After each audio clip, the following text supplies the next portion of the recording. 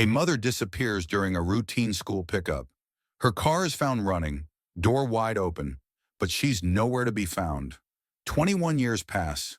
No trace, no answers, just heartbreak. Then in the depths of Phoenix's underground tunnels, tunnels that shouldn't even exist, a maintenance worker finds something that changes everything. A pair of car keys. Ordinary car keys that would unravel one of the most shocking criminal conspiracies in the city's history. Before I tell you how this impossible story unfolds, I need to know, where are you right now? Are you listening to this on your way to work? Maybe you're at home with the lights dimmed? Drop a comment and let me know where you're tuning in from, because stories like this bring our community together, and I absolutely love hearing from each and every one of you. Detective James Mills had seen plenty of strange calls during his 23 years with the Phoenix Police Department. But the one that came at 6:47 a.m. on that humid Thursday morning in August would haunt him for the rest of his career. He was in his kitchen, stirring his third cup of coffee, a ritual that had become sacred during his recent bout with insomnia, when his phone buzzed with an unknown number. The voice on the other end belonged to Jake Rodriguez, a city maintenance worker whose hands had been steady enough to work underground tunnels for over a decade, but were now shaking with an urgency that cut through Mills' morning haze like a blade. "Detective Mills, this is Jake Rodriguez with City Maintenance. You need to get down here right now. I found something in the tunnels beneath downtown, something that's going to change everything about the Sarah Chen case."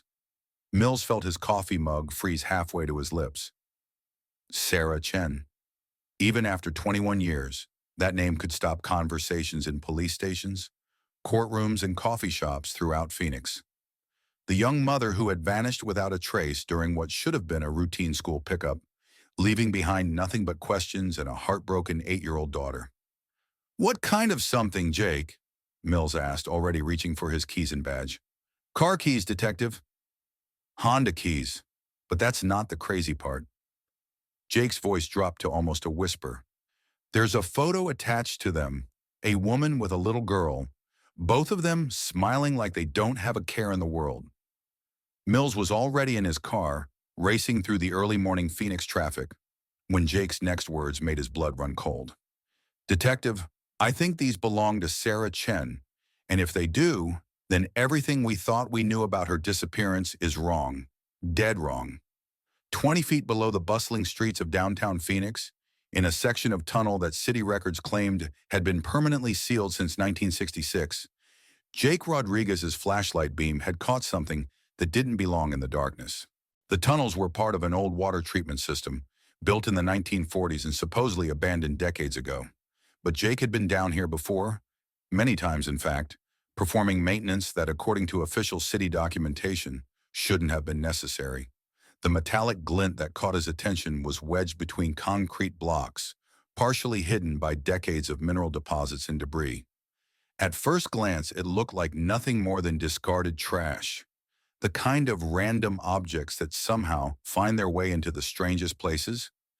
But as Jake worked the object free with his crowbar, he realized he was holding something that could rewrite Phoenix's most famous cold case. The keys were tarnished but recognizable, Honda keys with the distinctive logo still visible despite years of underground exposure. But it was the small laminated photograph attached to the silver keyring that made Jake's hands tremble.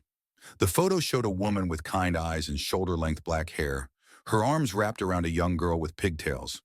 Both were smiling broadly against a backdrop of birthday balloons, the kind of precious family photo that every parent carries as a talisman of love and hope. Jake had lived in Phoenix long enough to remember the Sarah Chen case. Every local news station had run her photo for months. Every grocery store had her missing person flyer posted near the entrance. This was definitely her, the woman who had become the face of every parent's worst nightmare. When Detective Mills arrived at the tunnel entrance, located behind a nondescript maintenance building in an industrial area most Phoenix residents had never visited, he found Jake waiting with evidence bags and a story that would turn the Sarah Chen investigation upside down. "Detective, I need to show you something that's going to blow your mind," Jake said, leading Mills down a metal ladder into the tunnel system. "These passages aren't just old water treatment. They're not even officially supposed to exist anymore. But I've been maintaining them for 3 years now, on orders that come from somewhere high up in the city administration. The tunnels stretched into darkness in both directions, wide enough for a small vehicle and tall enough for a person to walk upright. The walls were lined with pipes and electrical conduits that looked far newer than the supposed 1966 abandonment date. Emergency lighting strips provided dim illumination every 50 feet, and the air circulation system hummed with the efficiency of recent installation.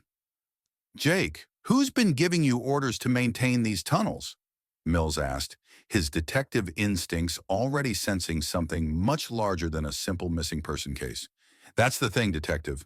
The work orders come through official city channels, signed by the Deputy Infrastructure Coordinator. But when I tried to ask questions about the scope of the project, I was told it was classified for security reasons.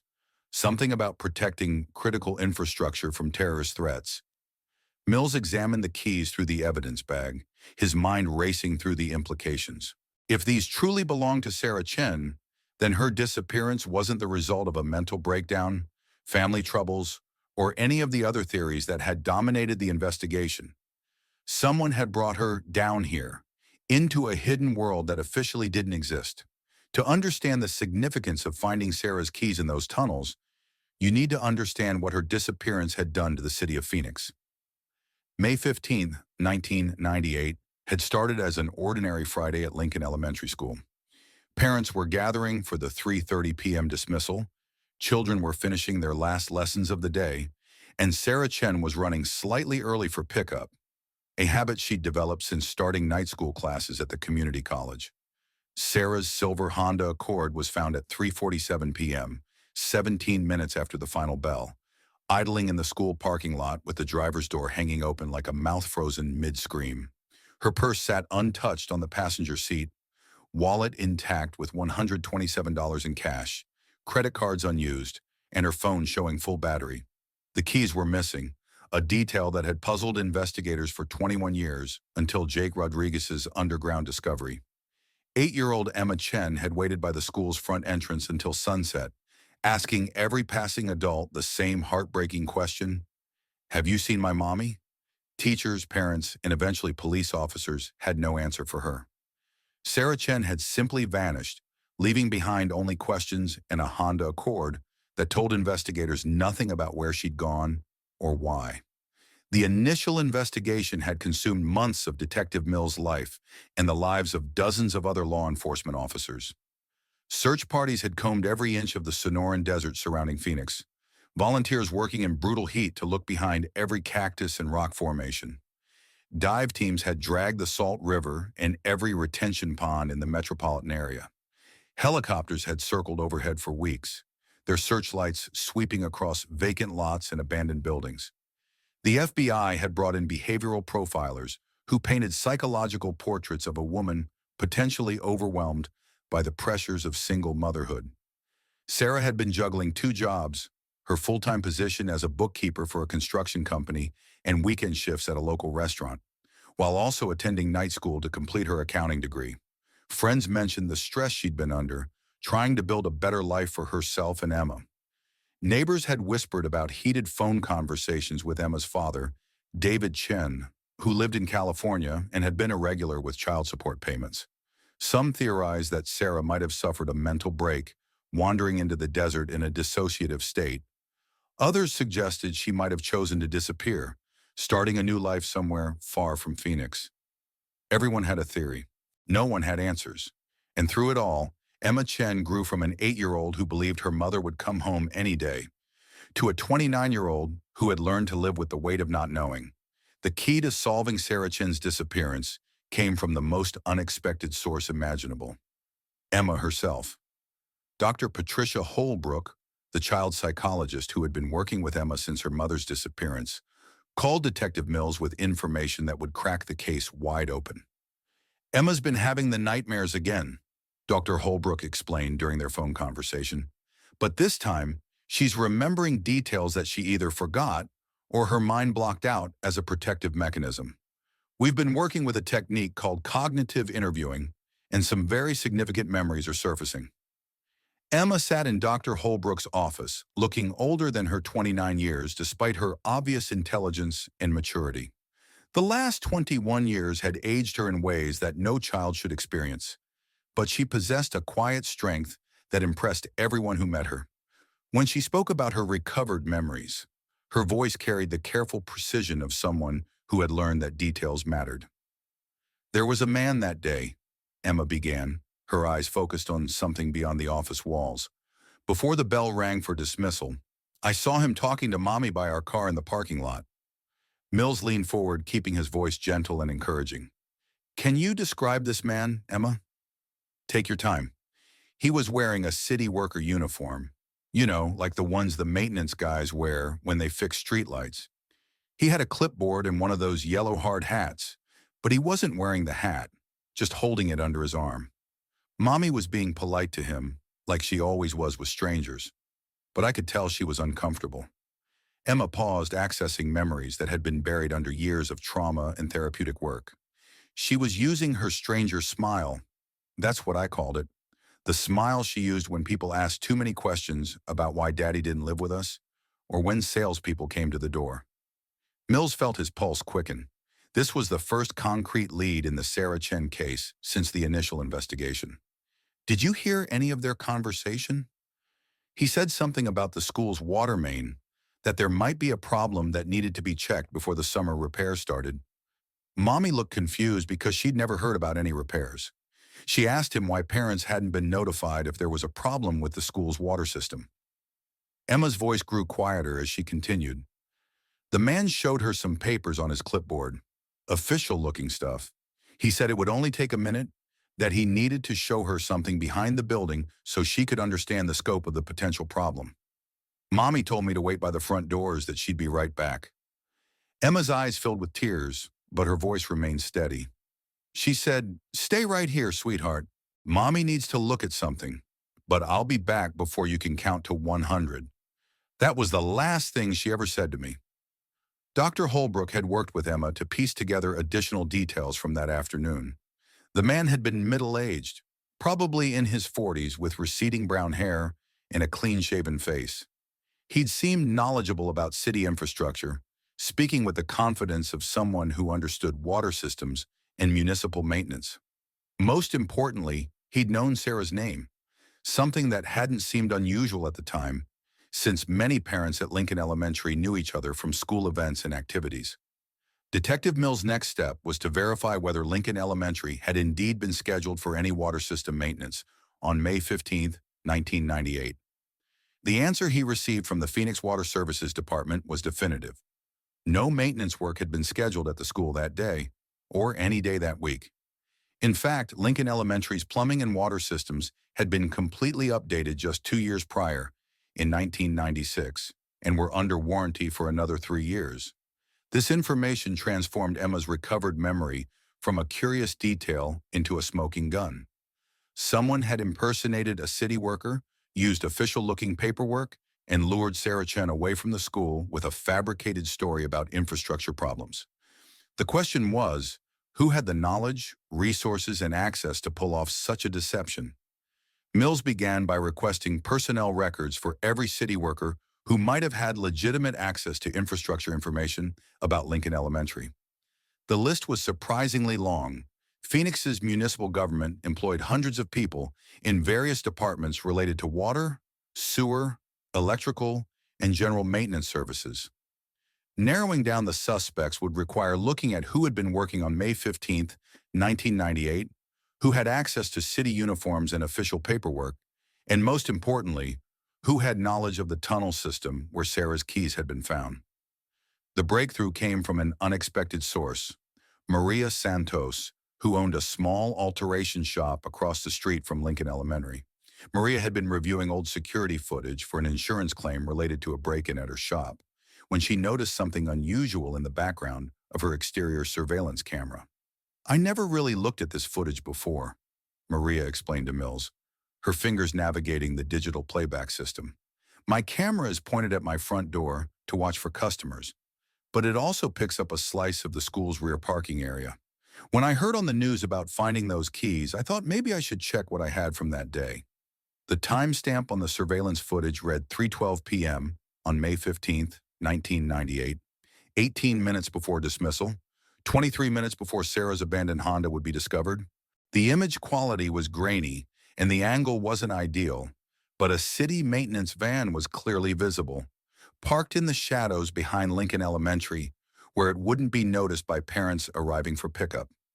A man in a city uniform was visible near the vehicle, but the camera angle made it impossible to see his face clearly. However, when he turned toward the camera for just a moment, perhaps checking his watch or looking toward the school, his profile became visible. Mills enhanced the image using the department's digital forensics software and felt his pulse spike with recognition. He knew that face. Everyone in Phoenix City government knew that face. Marcus Webb, Deputy Infrastructure Coordinator for the City of Phoenix, was the kind of public servant who appeared in newspaper photos, at ribbon-cutting ceremonies and civic award presentations. At 43, he had built a reputation as a dedicated professional who understood the complex systems that kept Phoenix running. He served on the Rotary Club, the Chamber of Commerce, and every municipal committee that mattered. His wife, Amanda Webb, was a respected Superior Court judge. On paper, Marcus Webb was the model of civic responsibility. In reality, his life was falling apart. Detective Mills spent the next 3 days with financial crimes specialist Detective Sarah Reeves, dissecting Webb's personal finances with the thoroughness of forensic accountants. What they found painted a picture of a man drowning in debt and making increasingly desperate choices to stay afloat. Gambling losses at various Phoenix area casinos totaled over $300,000 over the past 4 years. Webb had taken out a second mortgage on the family home without telling his wife, using the equity to cover gambling debts and credit card payments. Multiple credit cards were maxed out and in collections. His city salary of $78,000 per year couldn't begin to cover his lifestyle and obligations. Most damning of all were regular deposits into Webb's personal checking account from offshore banking sources that couldn't be traced through legitimate financial institutions. The amounts varied, sometimes $5,000, sometimes $15,000, but they came with suspicious regularity, usually within days of Webb's largest gambling losses. This guy's been supplementing his income with something he definitely doesn't want the IRS to know about, Detective Reeves observed, spreading bank statements across the conference table.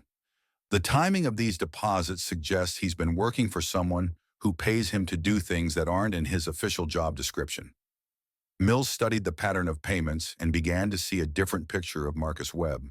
Not just a gambling addict, but someone who had been leveraging his position within city government to facilitate activities that required inside knowledge of Phoenix's infrastructure systems. Activities that might include moving contraband through tunnel networks that officially didn't exist. Jake Rodriguez had been right about the tunnel system. It was far more extensive and sophisticated than anyone had imagined. When Mills and a team of investigators began mapping the underground network, they discovered a hidden Phoenix that existed entirely beneath the city's official awareness. The tunnels connected to everything: storm drains, abandoned subway lines from a 1940s project that was never completed, and even Prohibition-era smuggling passages that dated back to the 1940s. Some sections had been upgraded with modern lighting, ventilation, and communication systems. Others remained in their original condition, dark arteries that could move people and cargo through the heart of Phoenix without any surface detection. Most importantly, the tunnel network had access points throughout the metropolitan area, including one located directly beneath Lincoln Elementary School's parking lot. The entrance was hidden behind landscaping that had been deliberately designed to conceal it from casual observers, shrubs and decorative rocks that looked like standard school beautification, but actually camouflaged a metal hatch that opened onto a ladder leading 20 feet underground.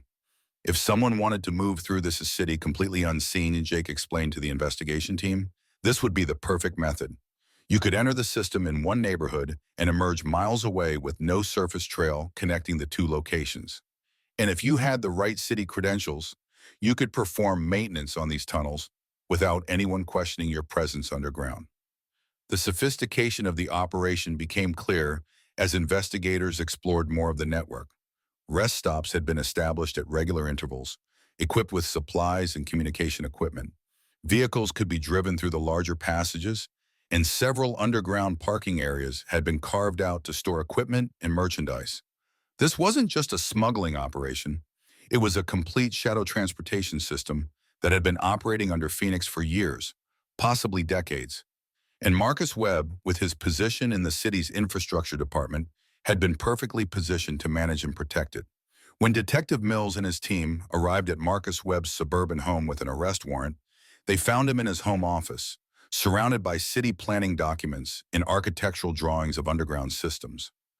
Webb looked up from his desk with the expression of a man who had been expecting this moment for 21 years.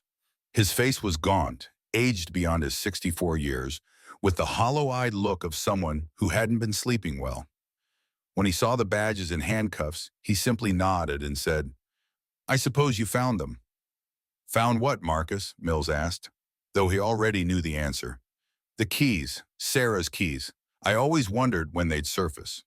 The confession came slowly, over 6 hours of interrogation in the Phoenix Police Department's downtown headquarters. Webb had been using the abandoned tunnel network as a distribution highway for a drug trafficking operation that reached across Arizona, New Mexico, and California. The setup was brilliant in its simplicity. Packages moved through passages that didn't officially exist, emerging in locations miles apart with no surface trail connecting them. "It started small," Webb explained, his hands shaking as he reached for another cigarette. "Just helping move some marijuana. The money was easy, and I knew every inch of those tunnels from my legitimate city work. But the operation grew. Cocaine, heroin, prescription pills. Before I knew it, I was in deep with people who don't accept excuses or missed payments." Sarah Chen had stumbled into this world purely by accident. She'd been running early for school pickup that day, had parked behind Lincoln Elementary to grab Emma's forgotten art project from the car trunk. Webb had been moving a particularly large shipment that afternoon, using the tunnel access point hidden behind the school's maintenance shed. "She saw me coming up from the access hatch," Webb continued, his voice barely above a whisper. "Asked what I was doing, if there was a problem with the school's water systems. She was curious, kept asking detailed questions about permits and notifications. She worked for a construction company, so she understood how city projects were supposed to work." The conversation had started innocently enough. Webb had improvised a story about routine infrastructure inspections, but Sarah's questions grew more specific and suspicious. She wanted to see official work orders. She asked why parents hadn't been notified about potential disruptions to the school's water supply. She mentioned calling the city to verify the maintenance schedule. "She recognized me from parent-teacher conferences," Webb said, crushing his cigarette with trembling fingers. "She knew my name, where I worked, what my job responsibilities were. She started saying the whole situation didn't make sense, that she was going to call the school principal and the city water department to find out what was really going on." Webb couldn't let Sarah make those calls. Too much money was at stake, and the criminal organization he worked for had made it very clear what happened to people who created problems for the operation. What happened next had been quick and brutal. Webb had convinced Sarah to look at the tunnel entrance, claiming he needed to show her potential safety hazards that could affect the school and its students. It was a convincing argument. What parent wouldn't want to ensure their child's safety? Once they were behind the building, out of sight from other parents and the arriving school buses, Webb had struck Sarah with a section of steel pipe he'd been using to prop open the tunnel access hatch. She'd fought back. The struggle was where her keys had been torn from her hands, falling between concrete blocks where they would remain hidden for 21 years. "She was stronger than I expected," Webb said, tears streaming down his face. "She fought for her life, fought to get back to Emma. The keys went flying during the struggle, and I couldn't find them in the dark. I had to make a choice. Keep looking for the keys and risk being discovered, or get her into the tunnels before someone came looking." Webb had dragged Sarah's unconscious body into the tunnel system, through passages that led miles from Lincoln Elementary, emerging in a remote industrial area where his criminal associates were waiting with a van. The sophisticated network that had been designed to move drugs had been used to disappear a mother who had asked the wrong questions at the wrong time. "She was still alive when I handed her over to them," Webb whispered, his voice breaking. "I keep telling myself I didn't kill her directly, but I might as well have pulled the trigger myself." The trafficking organization had disposed of Sarah's body using methods that ensured she would never be found. Webb had returned to Lincoln Elementary through the tunnel system, emerging just as police were arriving to investigate the abandoned Honda Accord. He'd played the role of a concerned city employee, offering to help with the search, all while knowing exactly what had happened to the missing mother. For 21 years, Webb had lived with the knowledge that he'd destroyed a family for money. He'd watched Emma Chen grow up without her mother, had seen the missing person flyers that still appeared around Phoenix, had attended city meetings where Sarah's case was discussed as an example of the community's need to stay vigilant about safety. Every time I saw Emma's picture in the newspaper, I thought about confessing, Webb said, but I was in too deep. The people I worked for made it clear that my family would pay the price if I became a liability. So I kept quiet, kept taking their money, kept pretending to be a respectable city employee. The tunnel system was sealed for real this time, with concrete barriers and steel reinforcements that would require industrial equipment to breach. Federal agents used Webb's testimony to dismantle a drug trafficking network that had operated undetected for over 2 decades, making arrests in 6 states and seizing millions of dollars in illegal substances. Marcus Webb received life in prison without the possibility of parole. Judge Amanda Webb, his wife, quietly filed for divorce and relocated to another state, unable to reconcile the man she'd married with the monster he'd become. Their 2 teenage children, now adults in their 30s, were left to grapple with the reality that their father was not only a criminal, but a murderer who had destroyed another family. For Emma Chen, now living with her aunt in a house across town, the resolution brought something more valuable than closure. It brought the truth. For 21 years, she'd carried the weight of not knowing, the terrible possibility that her mother had chosen to leave her behind. Now she knew that Sarah Chen had died not because she wanted to disappear, but because she'd been a responsible parent who asked important questions about her daughter's safety. "She really didn't leave me," Emma whispered during the quiet ceremony where Detective Mills returned her mother's keys. The 29-year-old held them carefully as if they were made of glass, running her thumb over the familiar laminated photo. "She fought to get back to you," Mills assured her. "Right until the end, she was trying to get back to you." The truth, like those keys, had finally found its way to the light. In the darkness of those tunnels, Sarah's keys had waited 21 years to tell their story. A story of a mother's love that had persisted even in death, and of a daughter who could finally understand that she had been loved enough for someone to die protecting her. Today, Lincoln Elementary School has new security cameras that cover every inch of the parking lot. The Phoenix Police Department has updated its protocols for missing person cases, with special attention to checking city work schedules and verifying the legitimacy of municipal employees who might be in the area.